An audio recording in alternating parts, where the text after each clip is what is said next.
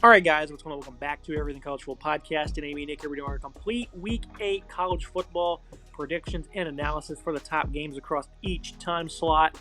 Starting with number 6, Miami, traveling to Louisville, maybe a game that will be considered a trap game. I certainly think it will be a trap game. Miami 5-point favorites coming off a bye week after two close, controversial games against in-conference opponents, but here they sit undefeated. Cam Ward at the top of the Heisman race right now. This guy's having a phenomenal year. They're putting up almost 48 points per game, 2,200 yards, 23 total touchdowns, 5 picks. I mean, this guy is a gunslinger if I've seen one. They just do such a good job throwing this football, and of course, when you have a great receiving room led by Xavier Restrepo, with guys Isaiah Horton and Jacoby George alongside, the production's very rampant in this passing game. The run game hasn't performed as well. They're putting up 183 yards per game, though, but, over the last couple of weeks, it's been a little bit lesser, but they've been complimentary with Damian Martinez and Mark Fletcher, and, of course, freshman Jordan Lyle's been pretty solid as well. Very good offensive line for Miami, going up against the team in Louisville that has been underperforming on the defensive side of the ball against the run. They've been, having some issues. Notre Dame had some big plays. SMU, they really couldn't get off the field against them. And then Virginia, in a close game, hit 150 yards. But this is still a very good defensive line, led by guys like Jared Dawson, Tramel Logan, Thor Griffin, and, of course, Justin Gelati as well, who has been pretty quiet so far this season. They also have, some good players, in MJ Griffin in the secondary, Quincy Riley as well, who made his return against Virginia. This is a defense, though, for Louisville, Nick, that is just underperformed, and that's why it's hard for me to pick an upset alert. But on the other side of things, the Miami defense, I know they've battled some injuries, but it's nothing that's really that too major. They've been allowed a lot of big plays recently, especially in the last two games. I think it's like 7 plays of 50-plus yards they've allowed this year. I mean, that's a pretty significant number. Getting Ruben Bain hopefully back in the D-line should help them out a little bit, alongside Elijah Alston and Tyler Barron, and, of course, Francisco Magoa is a phenomenal player as well.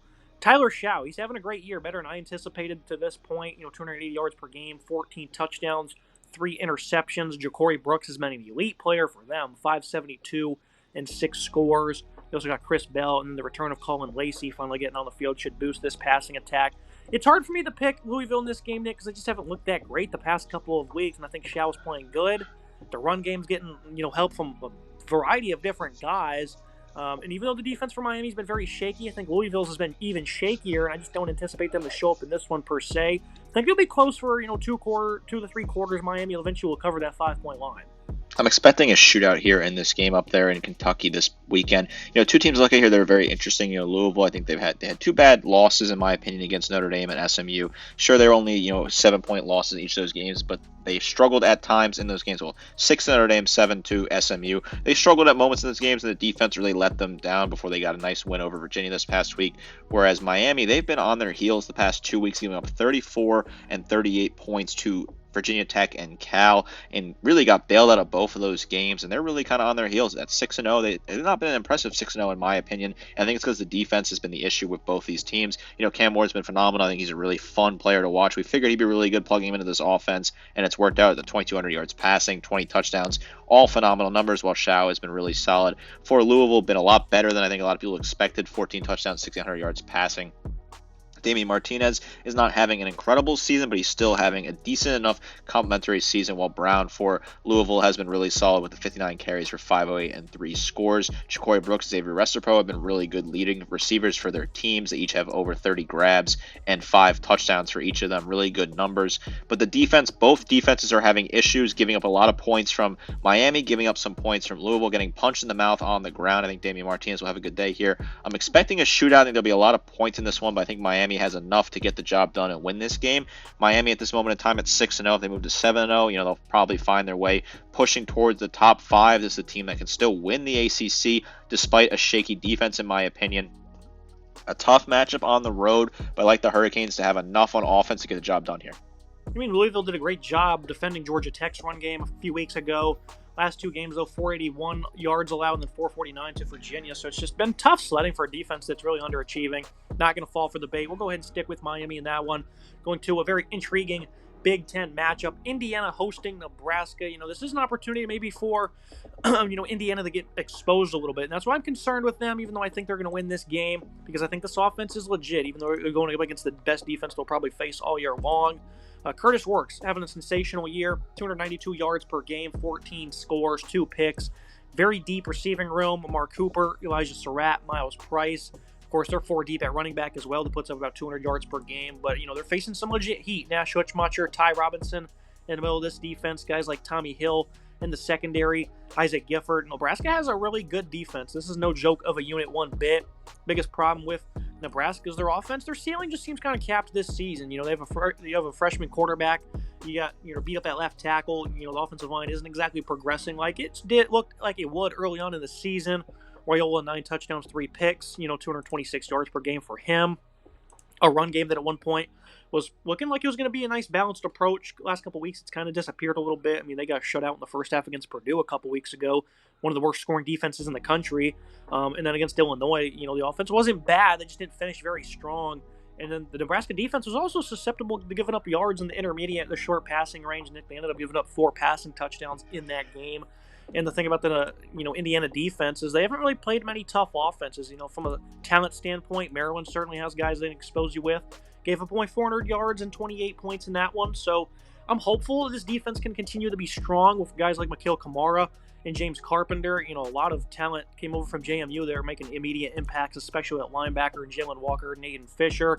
I'll go ahead and stick with Indiana to win this game, Nick. 6.5 point line now.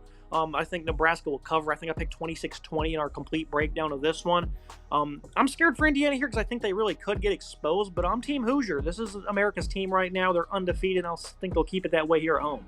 I'm a little nervous here for Indiana. I agree with that sentiment. This team being 6-0 is not really where people expect them to be. They're playing a lot better than most people did. Cignetti is an incredible coach, and he's really doing a lot with what he did. He brought over a lot of guys from JMU, especially on the defensive side of the ball, that have been really strong for this team. Meanwhile, the offense under Curtis Rourke has been really strong and very effective. Rourke has been really good, 1,700 yards passing, 14 touchdowns, 2 picks. He looks the part. He's really comfortable. I think Ellison at running back has been really good, 409 and 6 touchdowns. Elijah Surratt is a really fun receiver to watch, 513 and 2 scores. Really phenomenal offense across the board. They're scoring a lot of points, 41 against Northwestern, 42 against Maryland, 52 against Charlotte. They've scored at least 40 points in their recent 5 matchups. They scored at least 40 points. They continue to score points in boatloads over and over again. The defense has not played a lot of talented offenses, and Dylan Raiola is certainly a talented quarterback despite having a bit of a rough time so far this season at various points. 1,300 yards passing, 9 touchdowns, 3 picks. Isaiah Naylor has been really good for him, 17 receptions, 291, and 4 touchdowns. Naylor has been a really good target for this offense. They've not been able to run the ball as effectively as I hope they would. At times, the defense has been really good, right? They beat a good Rutgers team and held them only to 7 points and stuffed the run against them. They beat a Purdue team and really, limited what they were able to do on the offense. They lost a shootout to Illinois, who is a really solid offense. And I think this game has potential to be a lower scoring game with Indiana getting over the finish line in the end. This is a very strong Nebraska defense. Certainly feels like the Nebraska teams of old that really preached good discipline on defense. But I like Indiana. The energy is going to be there. They got big noon kickoff. All the Fox pregame stuff is going down in Bloomington. A lot of energy in that stadium right now. That campus is really happy with the performance of this team. They're a top 20 team at 6-0 right now, in a really good spot given what the schedule looks like the rest of the year. I expect them to get the job done and barely cover that spread. It's a really close spread at 6.5, but I think they'll find a way to get the job done. I like what they have on defense, I like what they have on offense. I think the defense will find a way to stand up, be strong, and I think Nebraska's offense just at the end of the day won't have enough to keep up with this high-flying Hoosiers offense. Now we look at a game also going down at noon on ESPN in the SEC, one of underwhelming teams. We'll start with Auburn. They haven't beat an FBS opponent, or they haven't beat a Power 4 opponent this year yet at all. They're 2-4 this season, losing 4 out of the last 5 games, scoring 21 points or less on all of those. And they've had chances to win all these though, because they had 430 yards against Arkansas, 482 against Oklahoma. The offense didn't even look that bad against Georgia, I thought. This has been kind of a disaster of a year for Auburn, really, because the quarterback position is something that Hugh Freeze opted not to attack the portal with. A lot of people felt that he should have. And you look at where we're at. Thorne played a great game against Oklahoma, throws that pick at the end of the game, though, and they lose. He threw 4 of them against Cal. Weren't all his fault. I think there was a batted ball on one. There was a drop pass on another. One was also on his fault. So it's just been a mixed bag of issues for this offense. Keandre Lambert-Smith, though, has been a very impressive player for them. 510 yards and 6 touchdowns. Malcolm Simmons, Cam Coleman, Rafardo Fairweather. There's really good weapons in this receiving group. And, of course, they have a great running back in Jarquez Hunter as well, going up against the Missouri defense that got smoked against Texas A&M, gave up 500-plus yards in that one, couldn't create a single negative play. Anytime they did something good, there was a penalty. They should have lost against Vanderbilt. one offensive stop away from losing to Boston College most likely. This is a Missouri team that has been underwhelming as well. Chris McClellan, I think, is good up front for them. They have veterans in the secondary like Dalen Carnell. The middle of the defense has some veterans and Chuck Hicks that are filling in. I think this defense is certainly vastly disappointing after losing their defensive coordinator. Brady Cook, on the other hand, he's not been all that productive. 225 yards per game. They're really struggling to muster this highly explosive passing attack, which is ridiculous because they have guys like Theo Weiss, Luther Burden, Mookie Cooper, and of course Nate Noel's going to be questionable for this game, but they have Marcus Carroll, who's very good as well.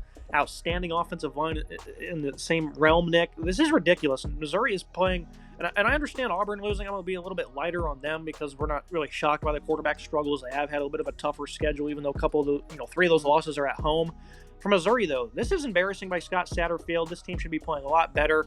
They're set. Auburn isn't. They're still a relatively young team. There's a lot of veterans here for Missouri. They're playing awful right now. 4.5-point line. I guess I'll take them to cover, but at this moment in time, I don't even know. Both Tiger teams right now are no good.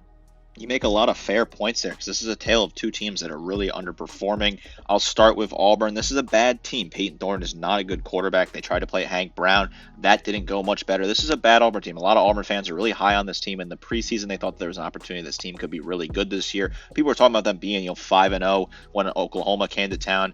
Not the case, right? This team is terrible. I had no faith in Peyton Thorne. I thought he was going to be a bad quarterback. You can call me a hater all you want because this is a rival school of the one I went to, but I thought Thorne was a bad quarterback. I wasn't impressed in the film, and I thought Hugh Freeze definitely messed up by not going out and getting a quarterback despite getting the wide receiving talent around him. And, well, I feel pretty, vindicated so far because Thorne has been awful. He makes boneheaded decision after boneheaded decision, bad pick after bad pick. You saw it in the Cal game. You saw it in the Oklahoma game. Just a complete disaster across the board. Thorne's a bad quarterback. 10 touchdowns to 6 picks. He looks totally lacking confidence. This Tigers team is going to limp. Probably not going to make a bowl game this year, which is another big setback for Hugh Freeze. There are people already starting to ask questions down there on the plains about whether or not Hugh Freeze is the long-term answer, which I think is a little bit premature and kind of crazy, but those boosters, they're ruthless at Auburn. They'll fire you for no reason. They'll fire you just because they want to fire you, and I think Hugh Freeze really has got something lit under him right now. That fire is certainly burning. He's got to figure it out because this team is not playing well. The defense has been good at times, right? Holding Cal, Oklahoma, Arkansas all below 30 points, holding Georgia only scored 31 points in that game. So this defense has been good at times. They do have some nice pieces across the board. And the secondary is a decent unit, but the offense just has no pulse. They can't really run the ball. Keandre Lambert-Smith's been fun to watch. He has 6 receiving touchdowns, 5'10". He's been really good. But outside of that, Thorne has just been a complete disaster. Thorne keeps making bad decisions, a lot of penalties in the O-line as well, which is why this Auburn team is just a poor team. I think they're going to lose this game by a lot of points. But that's not because I think Missouri's good. I think Auburn's just bad. I think Missouri's also not playing great. Sure, they beat the brakes off UMass this past weekend for some reason. They traveled to Amherst, Massachusetts, in what is a weird mid-season matchup. They got blown out by A&M on the road. Yes, Kyle Field's a tough place to play, but they looked like lifeless out there. They had no pulse, no energy, completely decimated on offense. They got absolutely blown out by A&M, giving more juice to the Aggies. And they had struggled previously. I guess the red flags were there. You and I kind of ignored it by picking Missouri in that game against A&M, but they struggled against Vanderbilt and BC. Theo Weiss does not look like himself. Luther Burden does not look like himself at all. Brady Cook, he only has 1 interception, but he does not look as confident in previous years, 300 yards passing and 7 touchdowns. Noel has not played to the exact level we thought they would. The defense has shown some ability to be strong at various points in some of their earlier matchups, but they struggled against A&M. They struggled against Vanderbilt. Vanderbilt probably should have won that game in double overtime. Missouri, they're a complete disaster on offense. This has got to be a get-right game. I know they beat UMass by a lot. They got to beat an SEC team by a lot. If this game was in Auburn, I certainly would feel closer to picking Auburn to cover the spread and keep it a contest. But being in Columbia, I think Missouri will find a way to win a battle of 2 Tiger teams that are just completely underperforming compared to expectations. Yeah, during my angry rant, I totally forgot to mention the Auburn defense is pretty good, so I appreciate that note there. Moving to another game here that's less interesting after today's news. The Arizona quarterback, Sam Leavitt, will not be playing due to an injury. The line's now at the 6.5. One that was going to be a probably more competitive game. So we probably won't spend much time on this one, Nick. Cincinnati, I was a fan of this team coming into the year. They sit at 4-2. Both losses combined 4 points to Tech and then Pittsburgh. In the Pitt game, they ended up absolutely blowing that one. This defense has been good, but they've really struggled against the tougher offenses. Jeff Sims now getting started at quarterback. He's not good at all. He's turnover prone. He's not accurate, but he does have speed as a runner, so they got to be warier of that. A run defense that hasn't exactly been great. They've allowed over 190 yards in five different games this year. Make that 4, that is. So the run defense has certainly been very shaky, even though they have guys like Jared Bartlett, Dante Corleone, Eric Phillips. I mean, they have good players that are capable of making plays. Sims, though, I just don't think he's going to provide too much. I think Cam Scatterbo, he's an elite player. Jordan Tyson, that receiver, I'm so happy with the addition of him in the portal. He's delivered big time. How about Scatterbo, 773 and 8 touchdowns. This guy's just been a complete menace for them. Cincinnati on the other side, though, I thought Brendan Sorsby is a really good quarterback for Indiana. He arrives here, he's got 17 total touchdowns, over almost 300 yards per game, 3 interceptions this year. They've got good receivers, Joy Royer at tight end, Xavier Henderson, and then, of course, a nice runner in Corey Kinner at running back. And then they have a veteran offensive line as well. So I think Cincinnati's going to win this game with ease, Nick, just because I don't think Jeff Sims is a good quarterback at all. I don't even know why he's playing that position, quite frankly. But maybe Dillingham, a good offensive mind, can scheme up some success for this offense where they can hang around. I think the turnovers, though, if they're forced to throw the ball, will eventually creep into effect. Defense is being played very hard, though. Miles Rouser, transfer for them. Keyshawn Elliott. 2 New Mexico State guys have been big impact performers. Clayton Smith off the edge is having a good season. This is a defense that's been competitive, coming off a big upset win over Utah against a hobbled quarterback, though.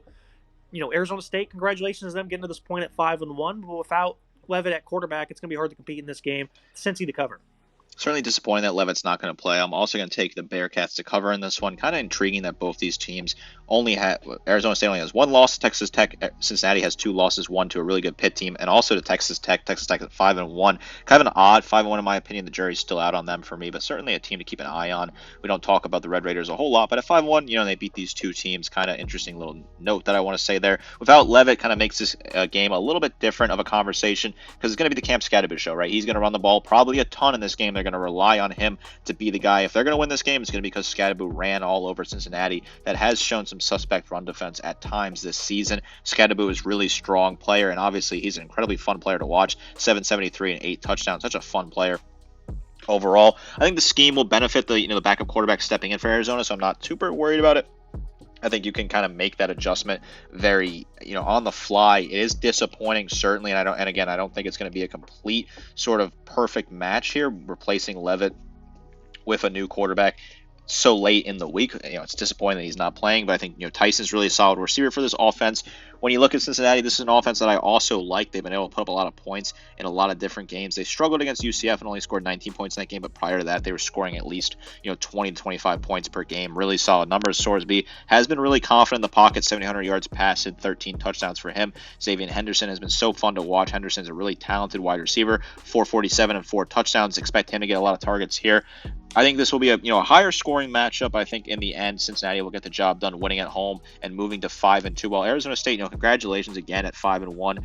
A lot of praise for that team. And Kenny Dillingham, I think, is doing a fantastic job out there in the desert. This is a program that looked to be one of the bottom tier programs in college football across the country, certainly in the Power 4, and looked to be heading in a tough spot when Dillingham took over. But he's having a really good start. The youngest coach in college football is doing a really good job getting this Sun Devils team to 5-1. Scatterbo is a lot of fun to watch. I don't think they'll be able to win this game just because I think having a new quarterback will be a bit of a tough option, and I think the defense is a little bit weaker than Cincinnati's defense. I think their pass rush and their linebacking core is just a little bit better. Plus, their run defense has shown some life at times, although they are a bit of a weaker unit in the grand scheme of things in the Big 12. I like Cincinnati in this one. Certainly a game that you might want to check out on ESPN Plus, maybe if you have an extra screen available, because this is a matchup between 2 teams towards the top of their conference. Now I move to the mid-afternoon slate. We did a full breakdown on Alabama and Tennessee, a game a few weeks ago. There's going to be a top 5 matchup. Now both of these teams are dragging their feet into what is even a bigger contest now, that this loss will put whoever, outside the college football playoff. Season won't be over, but it certainly will not help one bit. Start with the Alabama defense. I don't know what they're doing. I've arrived to the point they just don't seem to care because they're underachieving in every way possible. Can't stop the run, giving up big plays in the passing game to quarterbacks that shouldn't be having this success. The linebackers for Alabama, Jahad Campbell, Deontay Lawson, Justin Jefferson, great group there. The defensive line is also very talented, led by LT Overton, who's having a big year. There's talent across the board, right? Even in the secondary, and it is a young unit, so it's not the biggest of surprises, but they're still getting gashed when they shouldn't, and this started in the second half of the Georgia game, so I don't really know what is going on with the Alabama defense, while Jalen Milroe, on the other hand, he's been carrying this team 23 total touchdowns already with 4 picks. He's had to get a little more aggressive. That certainly has not paid off great for this offense. 73% comp rate, though. Milrose having an elite season. Ryan Williams, of course, splendid receiver. Gurmy Bernard really stepped up in the win against South Carolina. The rest of the supporting cast kind of needs to start stepping up more, especially at running back. Justice Haynes and Jam Miller. This offensive line, they're in much better sync since Caden Proctor returned. They haven't been perfect, though. A lot of the stunts from Tennessee or from South Carolina really affected them. Very good defensive line there. You're going to face one that's just as good here that has James Pierce coming off the edge. Guys like Omar Thomas, Omar Nair-Ladi on the interior. Very deep unit for the Vols.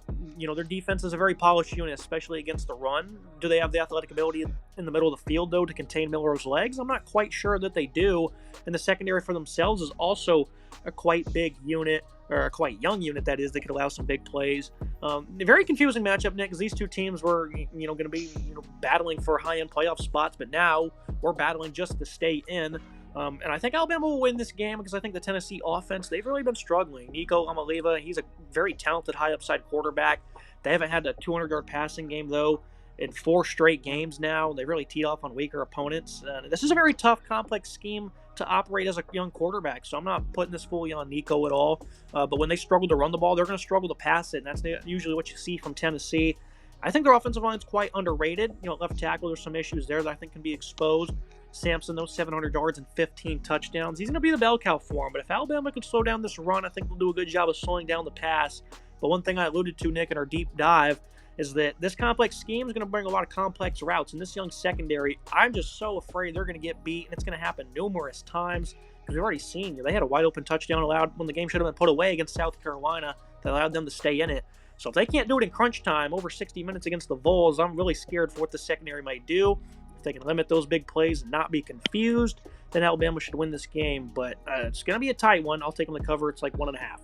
This is a wild matchup in a rivalry that really has been reignited since Josh Heupel has taken over at Tennessee, really turned around this rivalry after Alabama dominated it for forever in Nick Saban. The end of the Nick Saban era, Tennessee was starting to make inroads. They won the last matchup in Neyland, that famous win where they upset Alabama and ended up becoming the number 1 team in the country. Everyone remembers what happened in that game, an absolute crazy barn burner. Last year's matchup, Tuscaloosa, was also a crazy game. Alabama ended up pulling away late with a strip sack fumble on the quarterback that ended up being returned for a touchdown that started to put the game out of reach for Tennessee. I expect another firework-filled matchup here between two teams that have identical stories, right? Both teams underperformed on the road 2 weeks ago, losing to subpar SEC opponents before struggling at home and limping out with wins against equally subpar SEC opponents in South Carolina and Florida.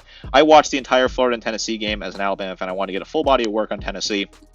Hadn't had the opportunity to really watch them fully in depth this year. So I sat down and watched the whole game, and it was a very interesting matchup. I thought it was a crazy game. A lot of mistakes from both teams. Florida ended up really losing the game, in my opinion, by just making continuous mistakes. I wasn't impressed at all with Tennessee, and I think Nico, looked weak in the pocket. Happy feet, bounced around a little bit, had a bad interception that he stared at his receiver the entire time, allowing the Florida player to make the interception very easily. He looked uncomfortable, and they were bailed out by Dylan Sampson, who scored multiple late touchdowns to get the job done. Also, Florida's clock incompetence really cost them in that game. The key for Tennessee, right, is run ball, right? They want to stay on schedule, stay on pace, keep in front of the sticks. If Alabama can find a way to stuff the run and prevent Dylan Sampson from having success on the ground, they will be able to win this game, in my opinion. But if Tennessee can run the ball very effectively, stay on schedule, they will win the game, in my opinion. That is the biggest key there. This Alabama defense has gotten run all over as of lately, so certainly if you're a Tennessee fan, you got to feel pretty good about that. I don't know what Kane Womack is doing. I don't know what type of plays are being called or if it's just incompetence from the defense, but they've been a complete disaster.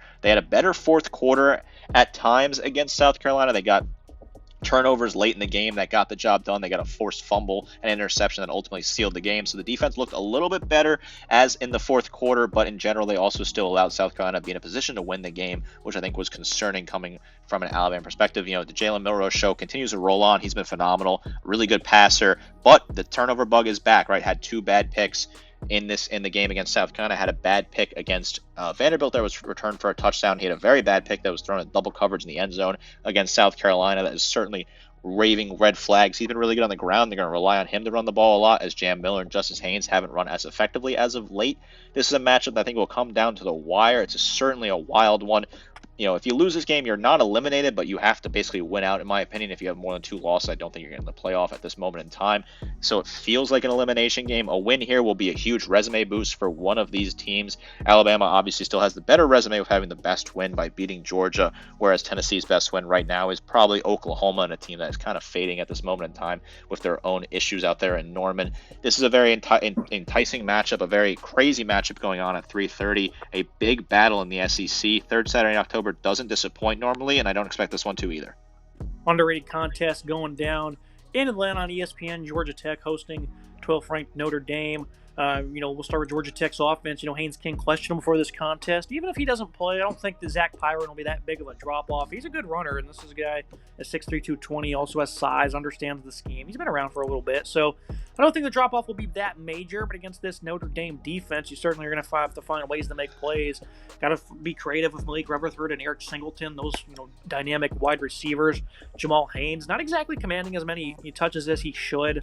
536 and 7 touchdowns, though, on the year. And then he had that big breakaway, 70-plus yard run in the final seconds against North Carolina when the game was tied. I mean, that's elite, ability to make plays there in crunch time. So I think the Georgia Tech offense, this offensive line is physical. They run the ball. You're going up against a Notre Dame defense, though, that, they have not really cracked against the run. They're in the NIU game. A&M had a little bit of success. So they haven't been, full-out dominant, but this is still a great unit led by Howard Cross. Riley Mills in the middle of the linebacking group, a very young one outside of Jack Kaiser seems to be really rallying. Jaden Osbury, Drake Bowen have both really elevated their play as the season went on. Benjamin Morrison's unfortunately out for the season. I think that might affect them at some point, maybe not so much in this game.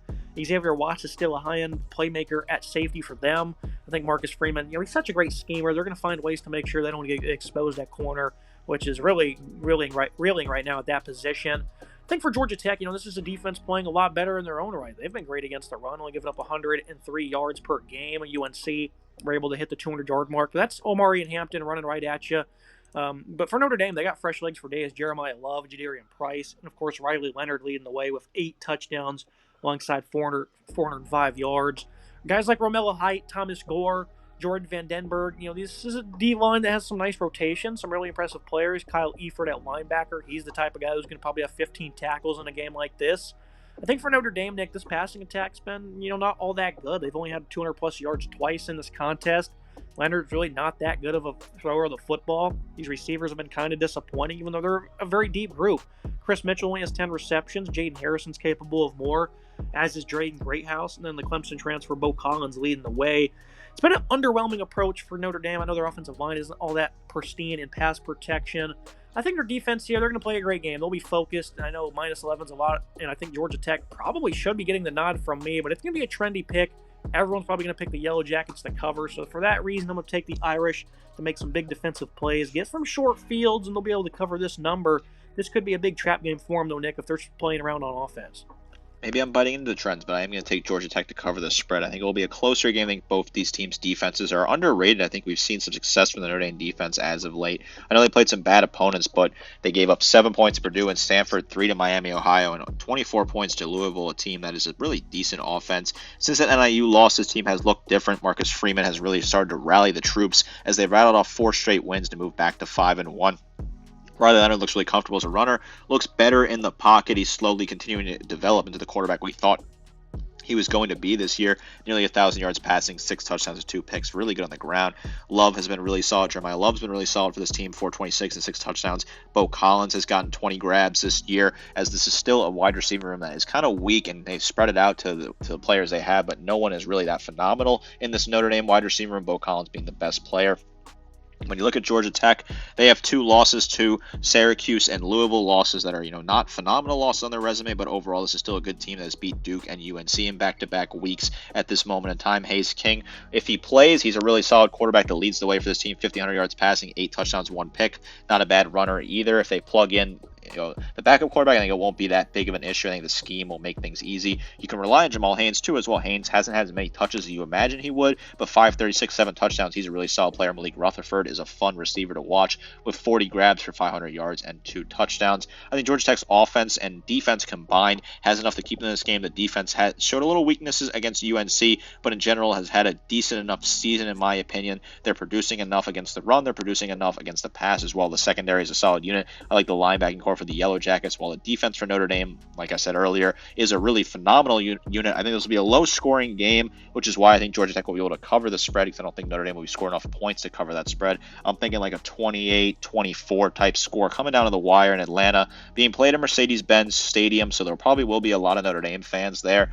Not entirely sure how much of a crowd size there will be for Georgia Tech, although I believe Georgia Tech will be moving permanently to the Benz in the future, leaving Bobby Dodd for their bigger games at least. I believe that's a rumor I saw recently. Overall, this is a matchup to keep an eye on. It's a potential trap game, certainly for Notre Dame. We've seen Georgia Tech beat good teams this year. I think Tech will keep it close, but I like Notre Dame's offense and Riley Leonard to get the job done, go on a nice drive late in the game, and score some points to put this one out of reach, similar to what we saw when they played A&M earlier in the year. Now looking at a ranked matchup in the Big Ten that no one really seems to care about, Michigan and Illinois.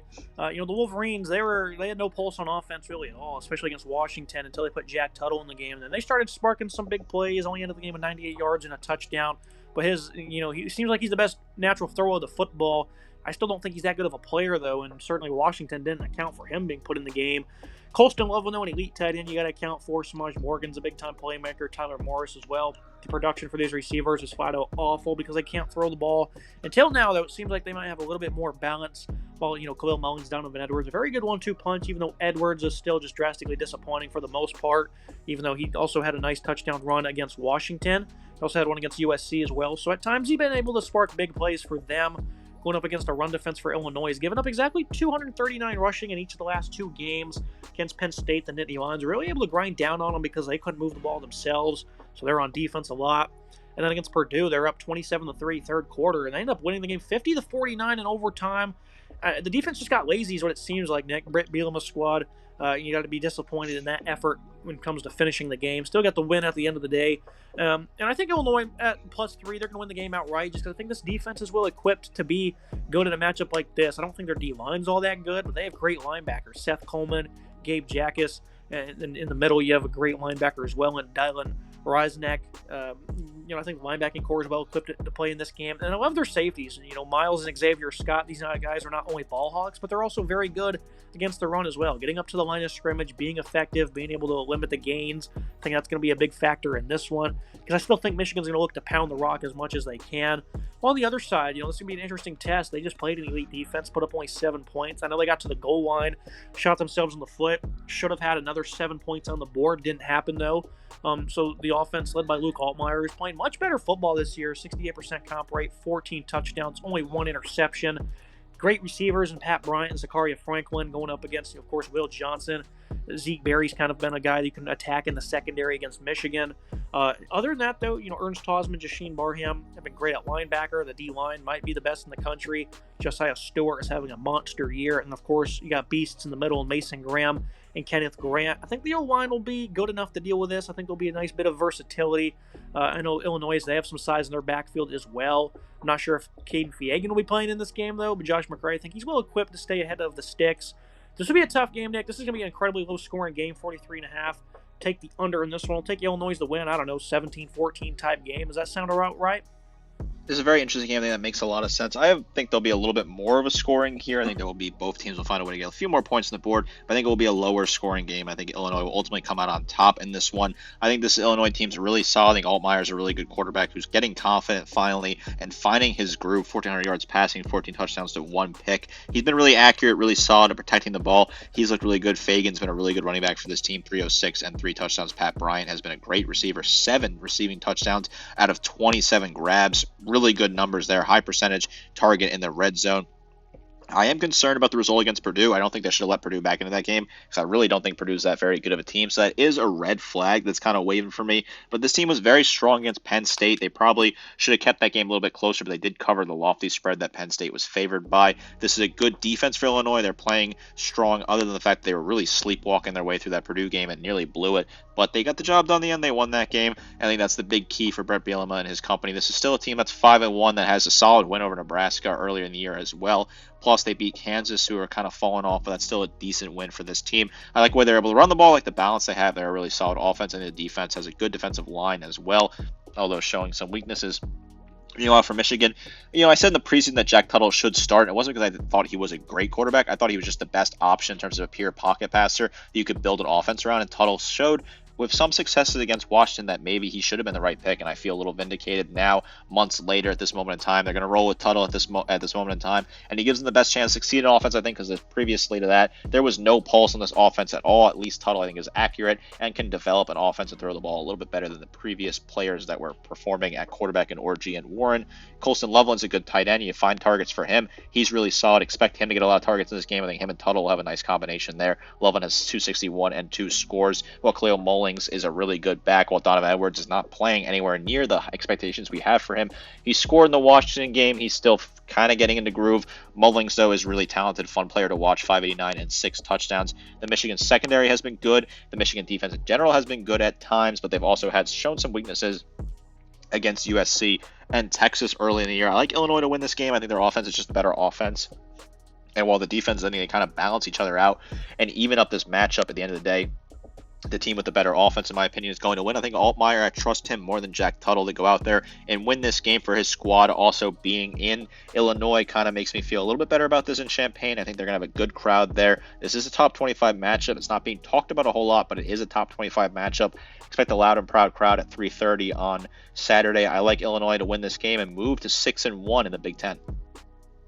And another last game we'll talk about here in the mid-afternoon slate. We talk about the same teams every week. There's other notable games like Arizona and Colorado, Maryland and USC maybe. We're going to talk about a big game in the Sun Belt for the Eastern Division. The top two teams here, Georgia Southern hosting James Madison. For JMU, Alfonso Barnett has been phenomenal for them. This is a guy that got 20 total touchdowns, almost putting up about 300 yards per game, 15 touchdowns through the air, only one interception. He's been phenomenal. Isn't the best when it comes to completion percentage, but this is a team that's been a lot better than a lot of people expected. Guys like Cam Ross, Amari Adallison at wide receiver have been big for them. They're putting up almost 200 yards rushing per game, led by George Petway. The offense has been phenomenal, right? They put 70 on UNC. They're putting up 39 points per game.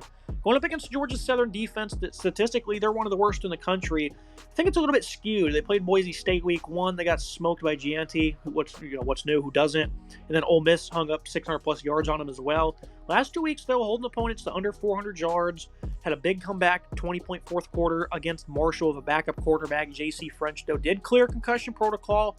Will be the starter. Isn't having the greatest of years. 7 touchdowns, 2 picks. Putting up just north of 200 yards per game himself. But this is still a passing attack that has weapons. Derwin Burgess, Dalen Cobb, LV Buckley Shelton's in there as well. So they have a couple different guys they can dish it out to. While Jalen White is a good running back, even though the running the ball isn't exactly the name of the game for Georgia Southern. 9.5-point line here. JMU, their defense, on the other hand, has been very good. They haven't really played the toughest of offenses. UNC hung 600-plus on them playing from behind, of course. They've held CCU to 181, though. I think that's pretty impressive. About 250 for Louisiana in a row before that in a loss. So the defense is certainly holding up their end of the bargain. Eric O'Neal has been a big breakout player for them. Jacob Dobbs at linebacker, been happy with his play. And then Terrence Spence at corner with 4 interceptions this season. JMU should win this game by a lot, Nick, is what the stat sheet says. And, of course, I have some ties to GSU. Went there for a little bit. Have a couple of buddies that went up there. And just for that, I got to take the Eagles outright. This is a great home stadium. This is a rowdy environment. It's a great fan base, Nick. So it's going to be loud. It's going to be proud. They're going to be playing with energy here, especially after that comeback. There were still a lot of people in the stands, Nick. They're not leaving until the final bell. Georgia Southern, they're going to win this game outright, even though the paper says they shouldn't compete. This is a great matchup. I think it's really exciting to highlight this matchup between Georgia Southern and James Madison, two teams that are at the top of the Sun Belt. The Sun Belt this year, in my opinion, is living up to its nickname of the Fun Belt, with Louisiana Monroe and Louisiana Lafayette leading the Western Division, leading that right now, with Monroe being a fantastic story at 5-1. And when you look at the Eastern Division, Georgia Southern and James Madison leading the way in that division at 5-1 and 4-2 overall, respectively, with the one loss for Madison this season being to that Louisiana Monroe team that is seriously punching above their weight. JMU played on a Thursday last week and beat the brakes off Coastal at home, where Georgia Southern pulled off a phenomenal comeback against Marshall in what was a really incredible game for the Eagles. I do like the Eagles. I think their offensive weapons are solid. I think, French is a really solid quarterback at times. I like what they're able to run the ball. I think the defense has been good at times as well. The numbers are skewed, right, because they got blown out by Ole Miss and by Boise State. Didn't get blown out, but they lost to Boise State because Ashton Janty just ran all over them. Those are skewed numbers in the games that are against those really solid two teams in Boise State and Ole Miss. The defense is playing really well. Looked good against Nevada, looked good against Georgia State, and I've been really impressed with that. JMU's offense with Barnett has been super fun to watch. He's an incredibly talented player, while Petway is a good complementary back, as Barnett is really solid on the ground as well. You wondered if JMU would fall back, losing their head coach and a lot of their roster, most of them transferring to Indiana, but this team is still playing at a really high rate. They're still proving to be one of the best G5 teams in the entire country at 5-1. I think they're going to win this game, but I do think Georgia Southern will cover. A great crowd atmosphere down there in Statesboro, a really solid stadium, a really fun and high energy game. If Georgia Southern finds a way to win this game, and they could put themselves in the driver's seat to make and host a conference title game and potentially win a conference title game, in my opinion, I like this matchup a lot. It's going to be a close game. I think JMU will get the job done in the end, but probably win by 6-7 points in an absolute shootout. Should be a blast. If you have a chance to tune in on this one on ESPN Plus, certainly check it out, because I think these are two really fun teams to watch in a fun conference. Yeah, I mean, the GSU defense as well, they forced a turnover in every game this season. 6 over the last 2 contests. Marquise Watson-Trent at linebacker. I think he's one of the more underrated ones in the country. I think he's going to be a real tone setter in this one. We'll take the Eagles outright, moving to the nightcap. It starts with Georgia and Texas, one we did a full breakdown on. We'll just kind of keep it short here, Nick. I think this will be, quite frankly, a shootout. These are 2 great quarterbacks, and that's what this one will come down to. In our deep dive, we got in the nitty-gritty and discussed a lot of the matchups. I think that's ultimately what it will come down to, and I think that steel curtain up front for Texas, that offensive line's elite. And I think Georgia, they're probably going to lack a little bit of pass rush. Run defense has been a little shaky at times. Not many difference makers up front. I think at linebacker, that's where your best players are, especially Jalen Walker. Maybe he can be the guy that provides a lot of pass rush, especially since he won't have to spy Quinn Ewers in this game because he's not really that much of a threat of his legs. So I think Walker can create a lot. He's certainly going to need help, though, and I think both secondaries are going to be in for a bit of a tough afternoon. Georgia, though, with their lack of balance and some of the iffiness of their offensive line, especially with the tackles not being that straight and pass protection, I think it'll be easier for the Horns to get stops in this one. But I see all kinds of points. I see a shootout. I see a thriller, kind of like we saw in Tuscaloosa, Nick. Taking Texas to cover. I think that line, it was 3.5. Let's see what it is now. It's still 3.5. 56.5 is the total. So I think that Texas will win this game. And we talked about it, a couple of days ago, how they've not had a game like this since the Mack Brown days. Ranked number 1 in the country. Austin's electric. They've played big games, of course, but as underdogs, nothing to lose. Here, you have a lot to lose. You're the number 1 team in the country. You can put Georgia almost away, Nick. That team that's just flat out dominated people over the last couple of years. You can become the top dog here in this one in Austin. I just don't see a way in hell they lose this game. A night game in Austin they haven't had in like almost a decade. This is going to be a beautiful sight, and the Horns will win. This is going to be an incredible matchup. This is the type of game you look for, a huge SEC clash, top 5 clash going down in Austin. A big weekend in Austin, Texas. F1's in town as well, game days in town, so there's going to be a lot going on. And the people, the fans, the students are all absolutely amped. Expect the stars to be out bright at this game. Every big name related to the University of Texas, the governor, former athletes, movie stars, you name it, they're all going to be there. Going to be a huge, loud, and proud atmosphere. I've been to a game at DKR. I was at the game when Alabama took on Texas a few years ago, and that was an incredibly tough atmosphere, even for a noon kickoff. It was so loud in that stadium. Expected to be extremely tough to hear. Beck struggled at Tuscaloosa, start of his game against Alabama. Had a better second half playing from behind, but he looked shaky at times this season, and Georgia's defense has not looked like they did in the past. Michael Van Buren for Mississippi State was able to get a lot of deep passes on them, was able to have a lot of success. I like Texas to win this one. They're going to win this one by about a touchdown. I think it will be a shootout similar to what we saw in Tuscaloosa when Georgia played Alabama. Yeah, I think Texas is the best team in the country. They have a really incredible defense, a really strong defensive line, a great offensive line that has really talented pieces, a good running back room that is a by-committee approach has been really solid. While you plug in Quinn Ewers after Arch Manning was playing really solid, and Ewers didn't really skip a beat at all other than a bad pick against Oklahoma. He looks really confident. Isaiah Bond's been really good, leading a great wide receiving room. This is a great Texas team that really is coached well with Steve Sarkisian. I like a lot of what's going on with this team. This team is finding themselves in a really good spot right now, and they're number one team in the country. They're 6-0. DKR is going to be rocking Saturday night. I think there's no way they lose this game. This team is just too good, has too much out in front of them. And like you said, you have to if Georgia does lose this game, we're going to have to talk on Monday about where this puts the Bulldogs with 2 losses at this point in the season. Certainly puts them in a very interesting spot in this new playoff era. I like the Longhorns in this one. I think the defense will get enough stops. Beck will probably throw a pick, make a mistake. In the end of the day, Texas will run away winners in this one and continue to cement themselves as the best team in the country. Yeah, I mean, I think if Georgia loses another close game and Bama wins on Saturday, their strength of the schedule will be still very high. So I don't think it'll cost them too bad.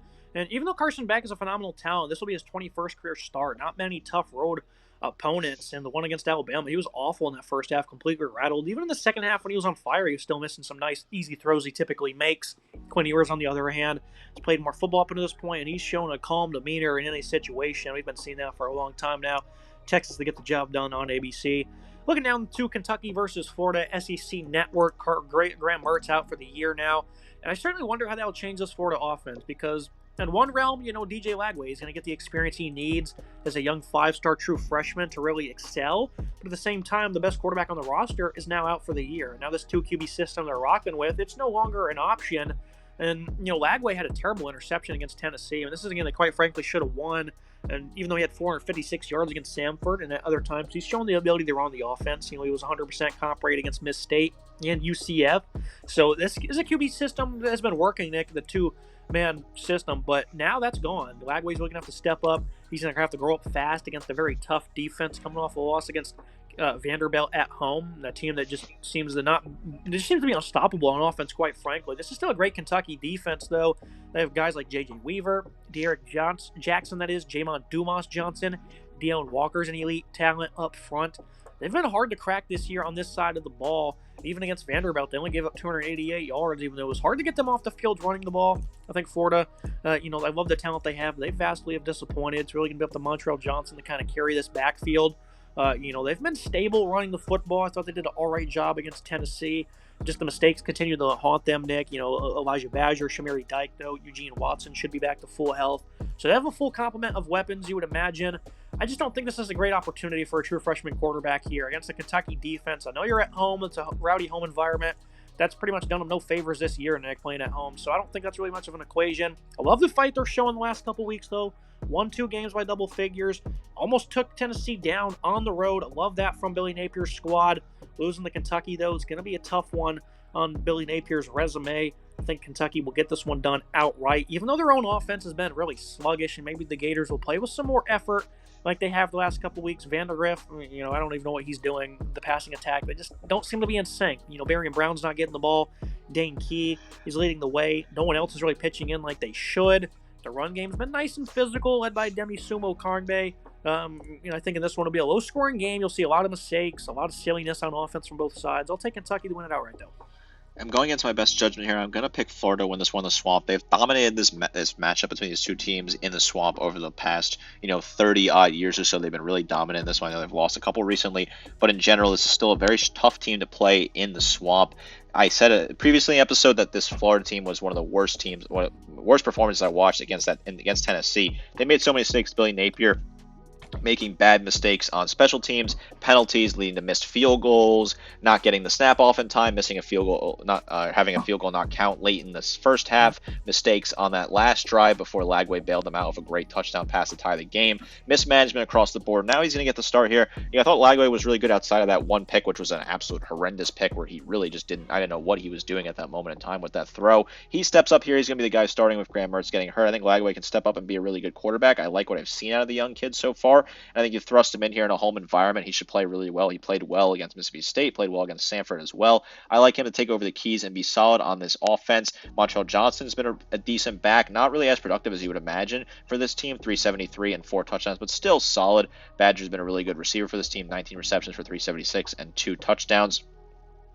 Both teams' defenses have shown some good energy as of late. I think this Florida defense, they had a really good first half against Tennessee. Maybe that was Tennessee's offense being weak, but overall they still were strong in that matchup. They were good against UCF and Miss State the weeks prior. I like what this defense has for Florida. I think they've got some good linebackers, a decent run defense, and a good defensive line. Kentucky's offense is a complete and absolute disaster. There's some people in Lexington calling for Mark Stoops to be fired right now after a disappointing performance at home against Vandy, following up a huge win against Ole Miss on the road. They looked bad against South Carolina earlier in the year. They looked terrible against Vanderbilt. Brock Vandergriff, he looks awful. I thought he could plug in this offense and be really phenomenal. I thought he was a really good player at Georgia.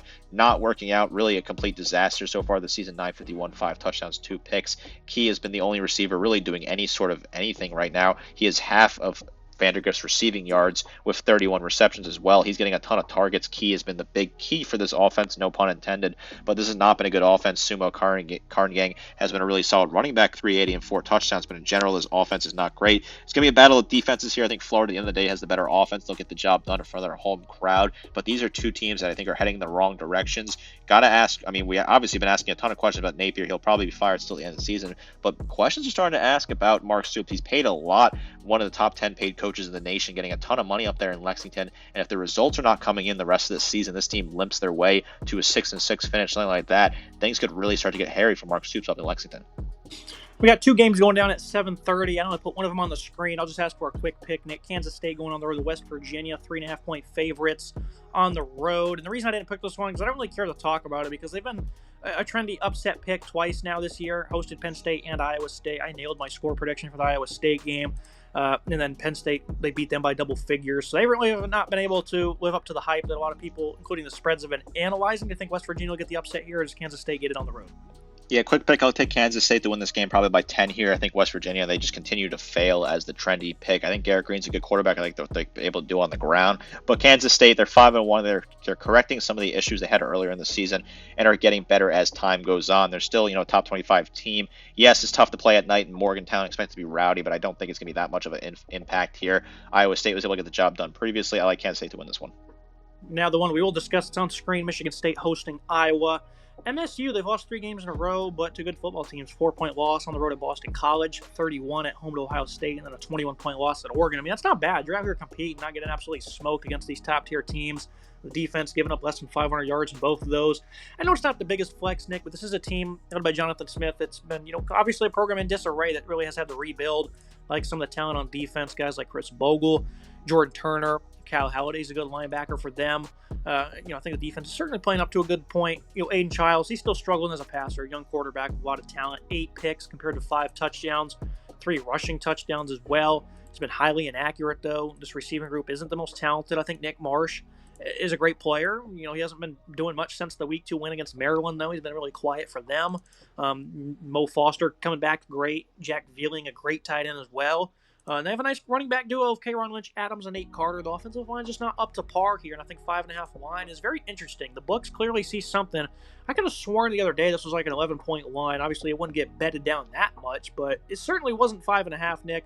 Hawkeyes, I think, will still cover. I thought they were the most impressive team last week on offense, defense, and special teams. They looked good in all facets. They only gave up 393 yards to Washington, which is a relatively high number.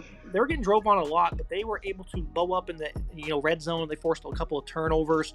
They have 11 forced on the year, 2 of them coming last week. And this offense in the second half has just been really dynamic. They've had 200-plus rushing in every game but one this year coming against Ohio State, where when you're one-dimensional against the Buckeyes, you're not going to be able to do much. And Caleb Johnson still had like 80 yards in that game, 937 and 12 on the year. 12 scores, that is. I think Caleb Johnson behind a veteran offensive line. They're finally clicking. And Cade McNamara, he's been as good as you can get in this game. He's been balanced, 108 yards last week and 2 touchdowns, made some big plays when they needed him to, and that's about all you have to do. Be good on third down, be good in the red zone. Very complete team here from Iowa, Nick. They're clicking on all cylinders. I think they'll cover here against Michigan State. But what are the books seeing? Something must be in the water. I think the run defense will not be as polished in this one for the Spartans. I agree. It's kind of a weird line here. I think this Iowa team putting up 40 points was a really impressive number. We expect them to get blown out by Ohio State. Very funny how similar numbers, how Ohio State beat Iowa 35-7, and they beat Michigan State 38-7. So similar numbers here from Ohio State against these two programs. Iowa, their offenses look better. Cade McNamara has looked better this year. He looked competent, which is the first time they've had a quarterback that I can say that about really in a very long time. Still nothing phenomenal. Johnson's been a really good back for this team, nearly 1,000 yards and 12 touchdowns for him, leading the way. The defense, obviously, the story, the punting, the special teams, that's all the story of Iowa. Punting's been phenomenal for this team this year, which is, again, funny to have to say that about a team, but it has been really good. This defense is really strong, holding Washington with a great passing attack, in my opinion. To 16 points is a really impressive number. I expect the Iowa Hawkeyes to have success here and hold Michigan State to a similar number. I think Childs is a good quarterback despite the 5-8 touchdown interception ratio.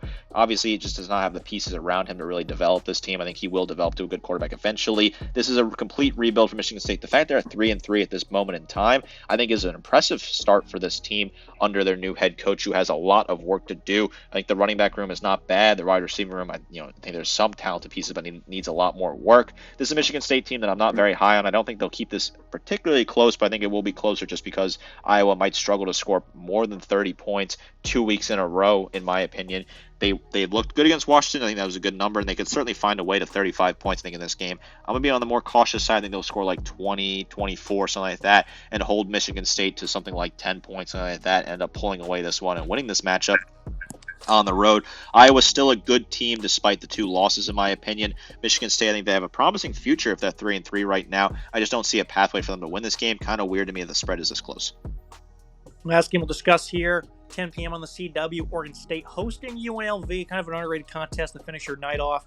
And I think it's odd that USC with 3 losses has more top 25 votes than UNLV, and I know USC's lost every single game on the final play, probably should be undefeated, but for them to still have more votes than UNLV, who only has one, whose lone loss came to a hard-fought Syracuse team, a good team, in overtime, Nick, I think is a little disrespectful because this is a team that was playing very well, absolutely beat the brakes off Fresno State.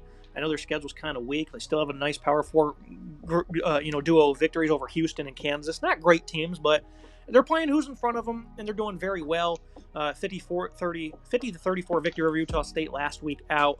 Oregon State losing on the road to Nevada, giving up 353 rushing yards and 5 scores, which is not great considering UNLV puts up 262 yards per game. Malik Williams has been great since taking over at quarterback. Jaden Thomas, that is, and Kylan James have been nice complementary runners, and Greg Burrell as well. I mean, this is an incredibly deep backfield. They have a great receiver in Ricky White. He's one of the nation's best. Jacob DeJesus, they provide a nice duo as well. So offense is tough to slow down. They don't make too many mistakes.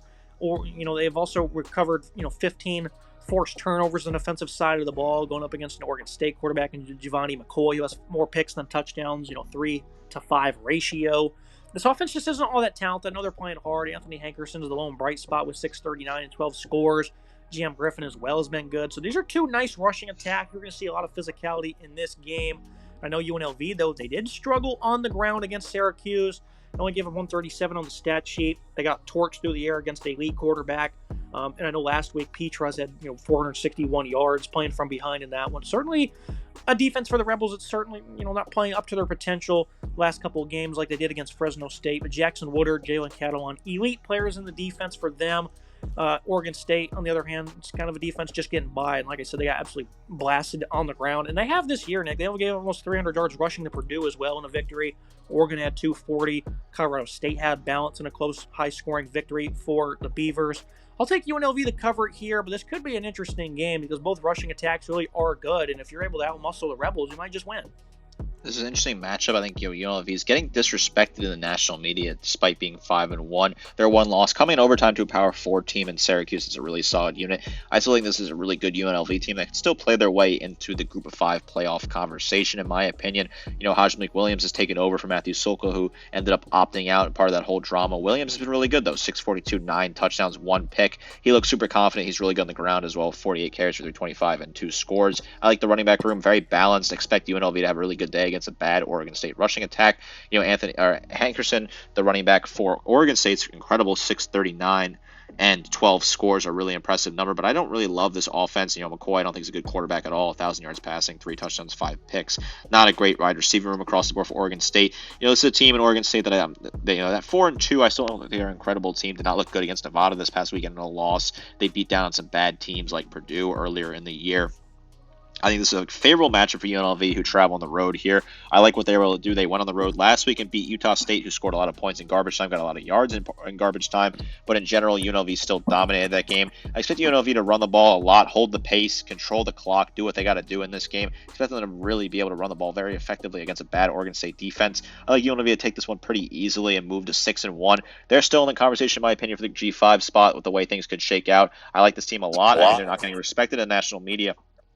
I think this is a very important game for them. They can go out here and win this one in Corvallis and continue to make progress at 6-1 on the season.